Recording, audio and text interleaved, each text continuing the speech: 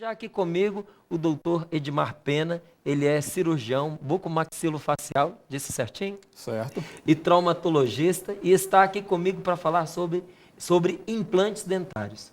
Boa noite, Edmar. Boa noite, Márcio. É doutor Edmar, né? Mas a gente aqui na Intimidade. proximidade aqui da nossa entrevista, posso chamar de Edmar? Com certeza. Edmar, fala pra gente o que é um implante dentário. Márcio, eu trouxe até aqui para demonstrar, mais ou menos, o implante dentário nada mais é do que um parafuso, a grosso modo, né? Cilíndrico, né? Ou cônico, que serve para substituir uma ou mais raízes dentárias comprometidas, né? Com a finalidade de restabelecer a função protética, a função mastigatória, né? Aos pacientes que tenham perdido os dentes por algum motivo. Tá? Esse material é composto por titânio puro. Né? Não dá rejeição? Não. Hoje em dia, falar em rejeição de implante é a questão mínima, praticamente impossível, tá? Devido à qualidade do material. Por isso que se usa o titânio, tá? Que é o material que apresenta o maior índice de ósseo-integração. Essa parte escura? A parte escura, né?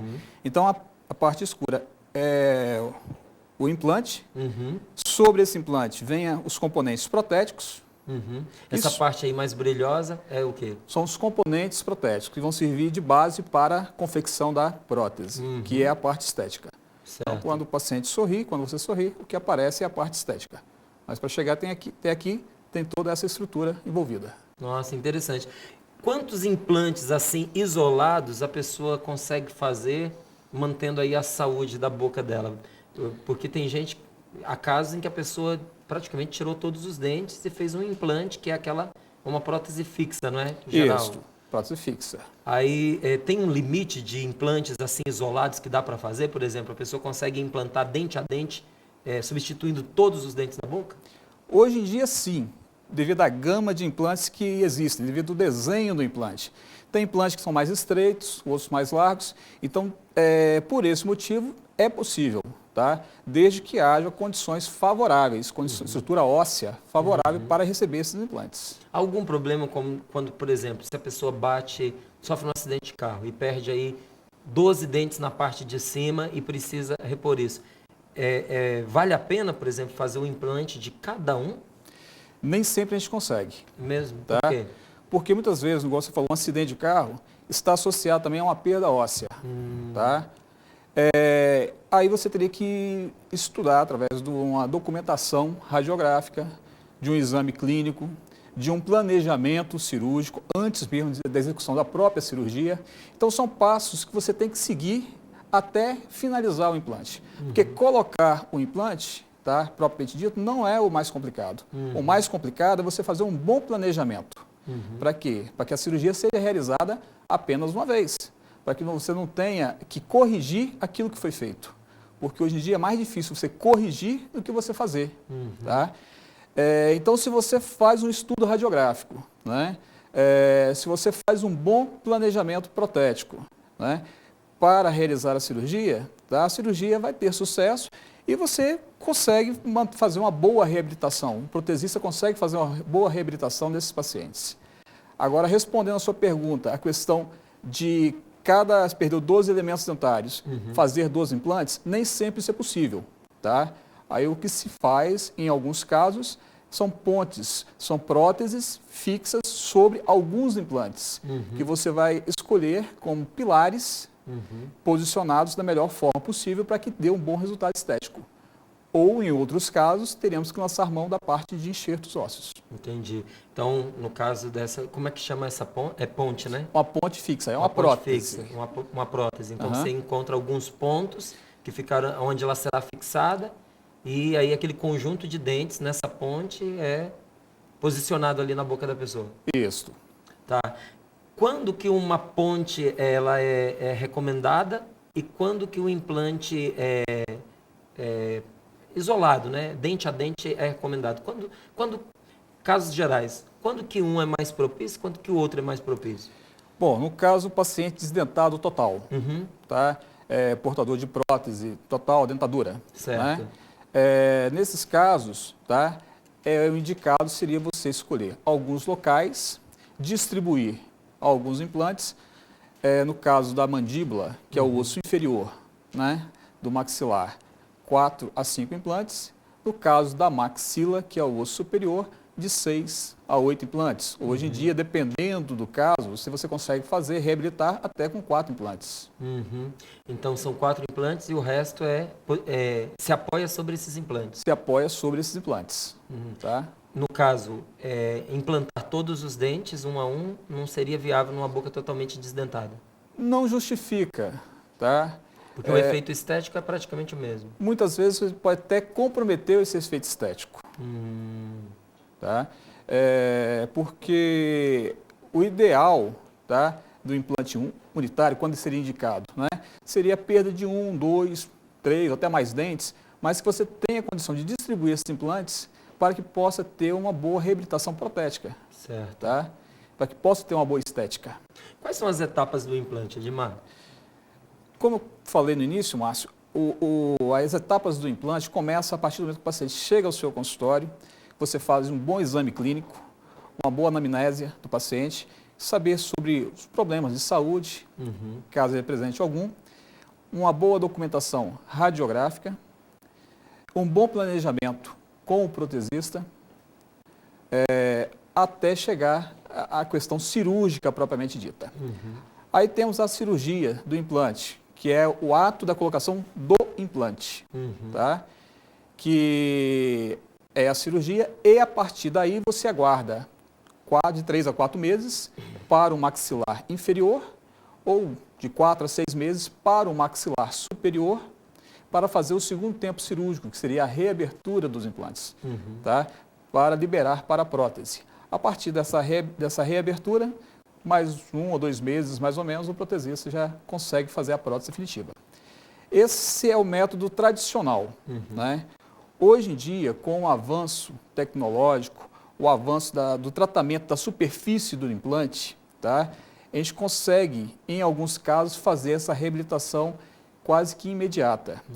É o que chamamos de carga imediata, que é um processo único de cirurgia, não tem que passar por esse segundo tempo de cirúrgico, e a confecção da prótese também imediata sobre os implantes. Nossa, que interessante isso, né? Muito bom.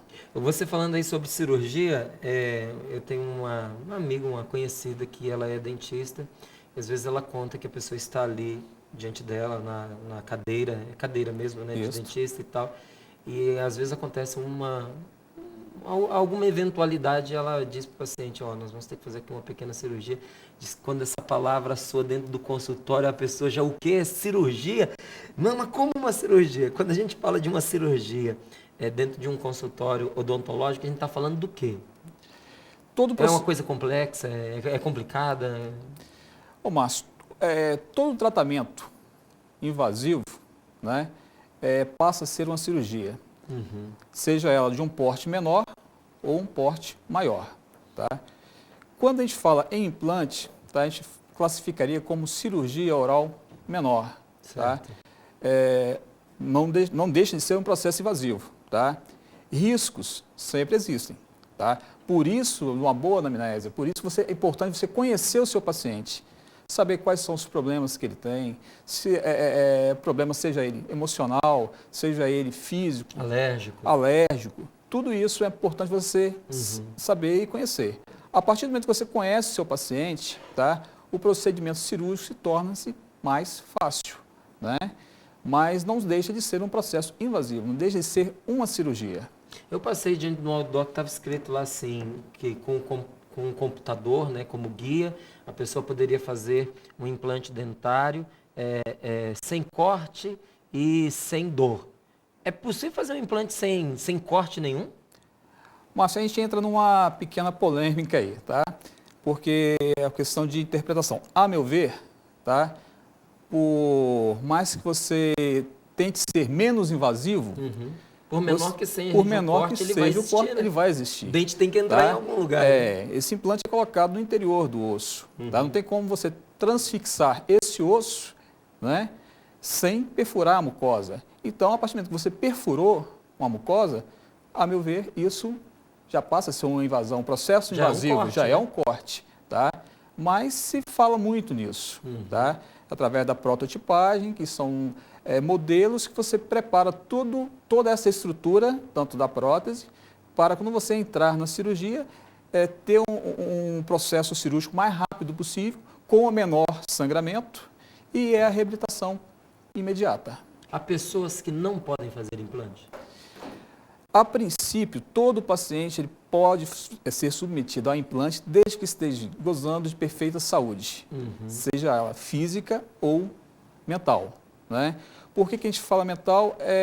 Pacientes que não estão preparados ainda para a questão da prótese, por uma questão de cuidados que tem que tomar com asepsia, com higienização, né? dessa prótese, tá? Pacientes que não são colaboradores, pacientes que fazem uso de drogas, alguns tipos de drogas, que seriam alguns fatores de contraindicação, tá?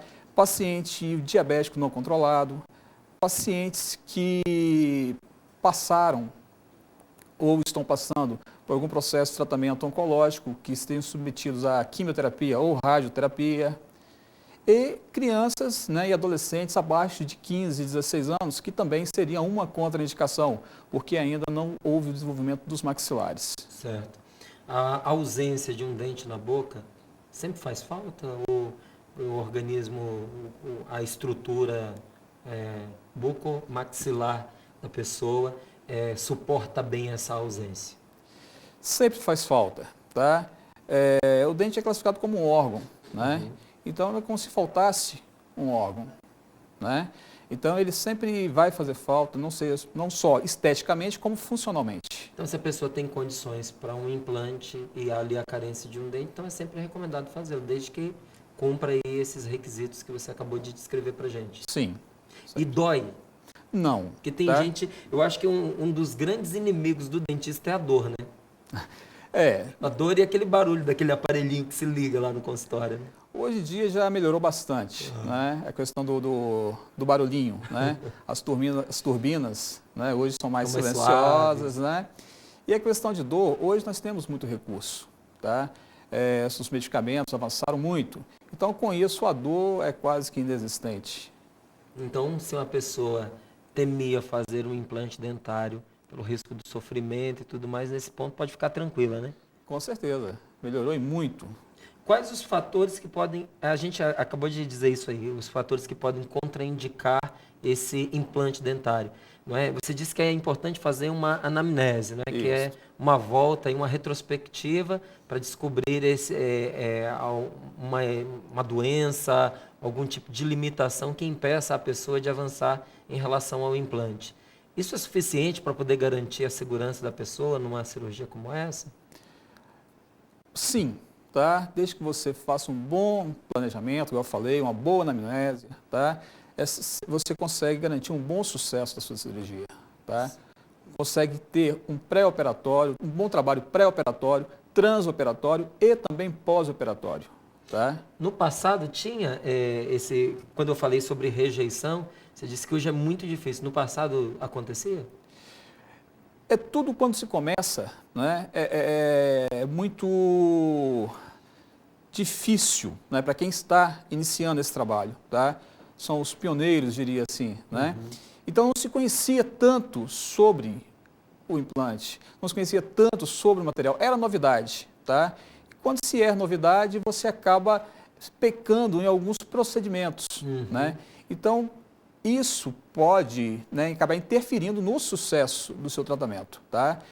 E a implantodontia ela avançou muito, tá? Sobre o trabalho que é feito, sobre o desenho dos implantes, sobre o tratamento da superfície dos implantes, tá? Que estimulam, digamos assim, a adesão das células ósseas à superfície do implante. Então, com o tempo, a tendência é sempre melhorar. Certo. Quando você olha um implante bem feito, dá para distinguir de um dente natural ou não dá? Para o leigo, né, para quem não conhece, com certeza não. E muitas vezes até para o próprio profissional, tá? Que é uma somatória de fatores, tá? O implante, quando a gente fala em implante, tá?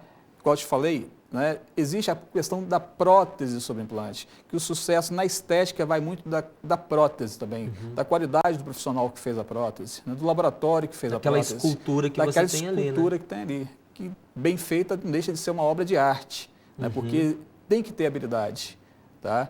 Uma habilidade manual para poder proporcionar um sucesso final, né, agradável. E o cuidado com a gengiva, porque às vezes a gengiva ela pode denunciar, não pode? Um implante? Pode, tá? Da mesma forma que você tem os seus dentes naturais, você tem que cuidar, você tem que ir ao dentista de tempos em tempos, né? Você tem que ir passar o fio dental, você tem que manter uma boa escovação. Com o implante é a mesma coisa, tá? Você diria que seria a terceira dentição, tá? E você tem que tomar os mesmos cuidados, né? O implante ele acontece quando você perde completamente o dente, não é? É diferente da coroa. Isso. A coroa, né, é aquela...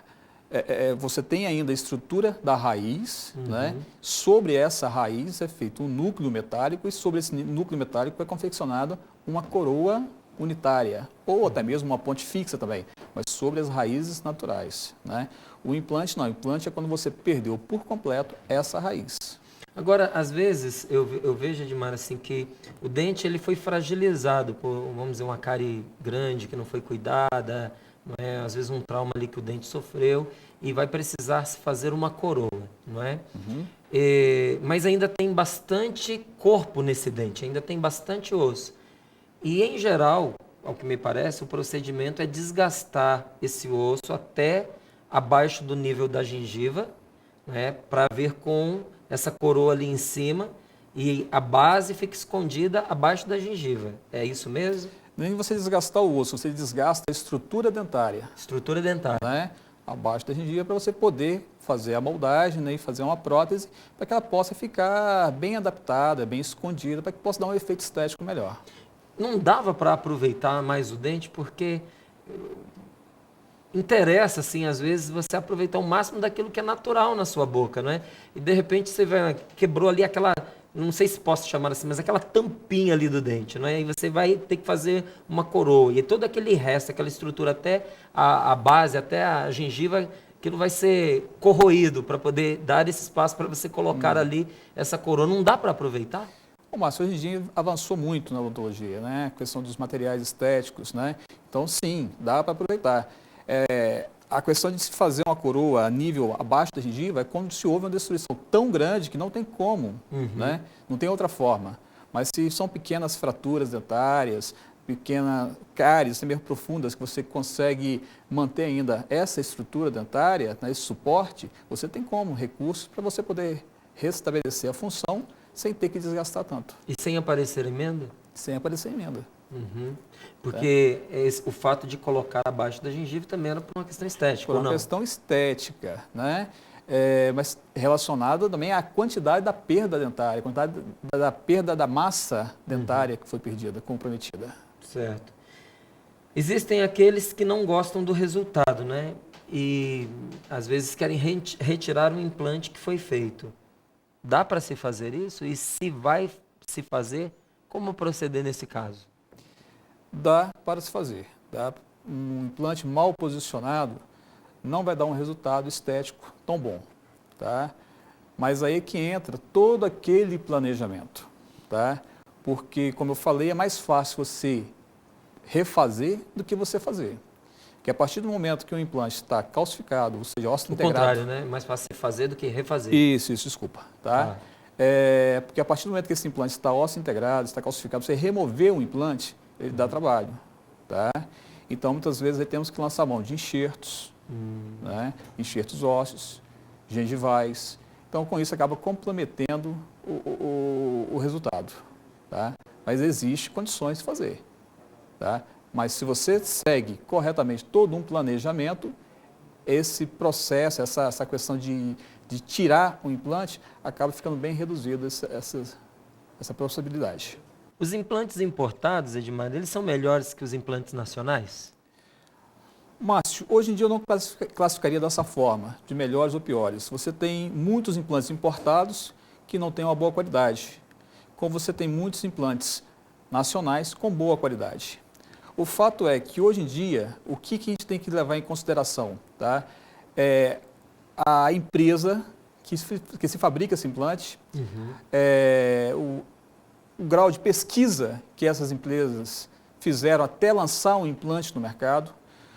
Hoje em dia, temos inúmeras marcas, né, e modelos de implantes diferentes. Tá? Então, o que a gente tem que saber é isso. Tá? Qual é a empresa? Né? Existe de ser importado ou não, é a qualidade. É a qualidade, oferecida. tá? A qualidade que é oferecida.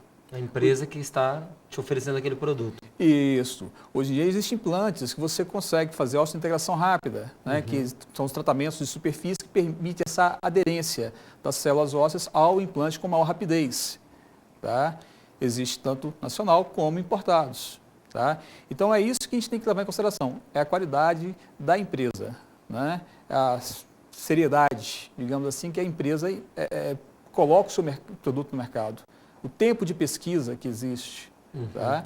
Então, esse que é o fator diferencial. Tá certo, Edmar. Muito obrigado, viu, por todo o esclarecimento aqui nessa entrevista. Tenho certeza que para muita gente, né, houve novidades aí nas informações que você trouxe. Para alguns que estavam indecisos, se faziam ou não faziam. Está aí uma colaboração para uma maior segurança na tomada da sua decisão. Então, agradeço a você mais uma vez pela boa vontade, pelo carinho de estar aqui conosco no nosso programa. Eu te agradeço, Márcio.